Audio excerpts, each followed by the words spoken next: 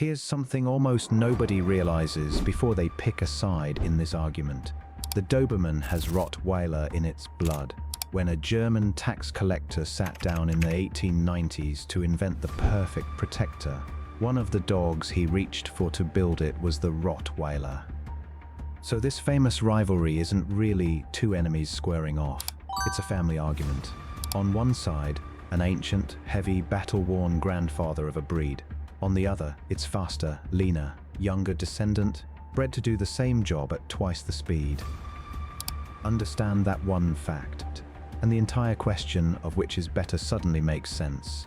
Because you're not comparing two random dogs. You're comparing an original and its remix. Let me tell you both stories, because in these two breeds, history is destiny in a way it rarely is with dogs. The Rottweiler is old, genuinely, staggeringly old. Its ancestors marched with the Roman legions almost 2,000 years ago, driving the cattle that fed an army on the move across Europe. When the empire pulled back, some of those dogs stayed behind in a German town called Rottweil, and there they found new work, driving cattle to market and guarding the butcher's earnings on the long road home. For centuries this was the job: move heavy, dangerous animals, guard something valuable. Trust no stranger on the road. That work built a very specific dog, powerful, unhurried, deeply territorial, and calm to the point of seeming almost bored, right up until the moment it decides something is wrong.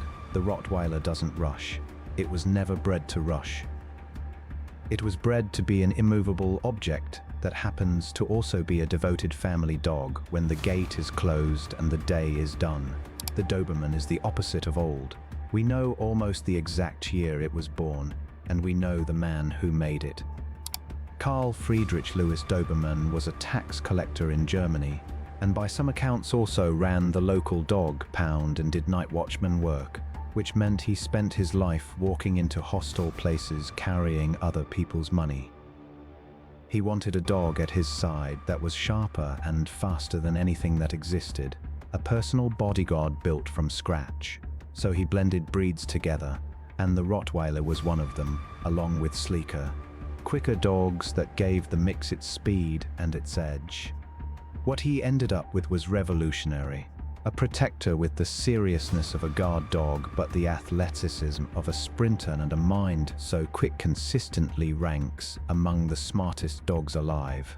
Where the Rottweiler is an anvil, the Doberman is a blade. There's a reason both of them ended up doing the serious work for humans too. When police forces and armies first went looking for dogs to trust with real jobs, these two were near the front of the line. The Rottweiler became one of the earliest police dogs and even an early guide dog, its steadiness making it trustworthy with genuine responsibility. The Doberman became a war dog, most famously serving with the United States Marines in the Pacific during the Second World War, scouting ahead of troops and guarding sleeping camps, remembered as the devil dogs. Two breeds, one ancient and one brand new, both proving in the hardest possible conditions that they could be relied on when everything was on the line. Now watch how those two histories play out in your living room, because this is where better actually gets decided. Start with how they guard, since that's what draws most people to either breed. The Rottweiler guards like the old drover it is. It's a presence. It sits in the doorway, watches the street with heavy-lidded calm, and its very existence tells a stranger to reconsider. It tends to assess before it acts, slow to alarm, but genuinely formidable once it commits. The Doberman guards like the bodyguard it was invented to be. It's alert, reactive, always scanning, quick to sound off and quicker to move. If the Rottweiler is a locked vault, the Doberman is a motion sensor wired to a spring. Both will protect what's theirs. One does it through immovable weight, the other through speed and vigilance. For pure intimidating stillness, the Rottweiler wins. For catching a problem the instant it starts, the Doberman does. Energy is where a lot of people choose wrong, so pay attention here. The Doberman is an athlete that needs a real job. Skip its exercise and mental work for a few days and you'll get a neurotic, destructive, anxious dog because you've taken a finely tuned working machine and given it nothing to run. It needs a committed, active owner, the kind who walks and trains and engages every single day without fail. The Rottweiler needs exercise too, but it has a far better off switch. It's happy to work and then genuinely happy to lie at your feet like a warm boulder for the rest of the evening. If your life has a lot of downtime, the Rottweiler forgives that. The Doberman punishes it. Trainability tilts hard toward the Doberman, and I won't pretend otherwise. This is one of the most intelligent, most trainable dogs on earth. Eager to please, hungry to learn, capable of picking up commands frighteningly fast. But that intelligence comes wrapped in real sensitivity. Handle a Doberman harshly and you'll damage it, because it takes correction to heart. The Rottweiler is also very smart, but it's stubborn and can be dominant, and it will test whether you actually mean what you say. It needs a confident, consistent owner who leads without bullying. So the Doberman learns faster, but the Rottweiler, once it respects you, is rock solid. Quick student versus steady student. Now the question that matters most to a huge share of people watching, which of these is better with family, and especially with children? Here the answer is warmer than the tough guy reputation suggests. Both, raised right, are wonderful family dogs that adore their people. The Rottweiler is famously a gentle goof at home, leaning its enormous weight against the people it loves, convinced it's a lap dog.